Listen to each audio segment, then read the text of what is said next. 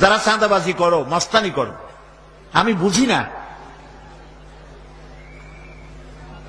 তারা কি জাতের লোক, গায়ের রক্তটা কিসের, মানুষের রক্ত না পশুর রক্ত? চাঁদাবাজি করতে যাও কি জন্যে? একটা মানুষ বহু টাকা বহু কষ্ট করে জমি জমা বিক্রি করে ব্যবসা করতেছে, সেখানে যাইয়া আমাদেরকে 2 লক্ষ টাকা দিতে হবে।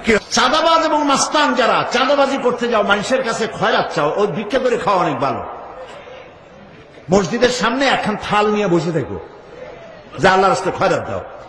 দোকানদারের কাছ থেকে চাঁদাবাজি করা, বিল্ডিং কেউ নতুন বানাইতে পারে না, অমনি হাজির। গলায় সোনার চেন, হাতে কতগুলা আংটি, তারপরে হাতে মোবাইল, গলায় সোনার চেইন। শহরের মহা উল্লুক জানোয়ার বলতেছে এখানে ইট ফেলাইতে পারবে না, রড দিতে পারবে না আমাদেরকে সান্ত্বনা দিয়া। এটা কি মানুষ? বলেন মানুষ? এরা মানুষের সন্তান? এরা জানোয়ার, পশু। চাঁদাবাজ এবং মাস্তান, সন্ত্রাসী, ইসলামে এদের কোনো স্থান নাই।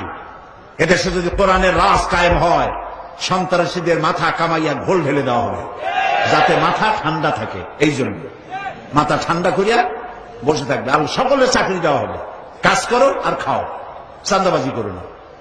শ্বশুরের কাছে চাঁদাবাজি করে, বউর কাছেও চাঁদাবাজি করে। এত বড় লক্ষ্মী ছাড়া বউরে যায় বলে আমার হিরোইন খাওয়ার পয়সা দিবি। পত্রিকা আসছে না ভাই? কত বড় শয়তান বউর কাছে চাঁদা চায়।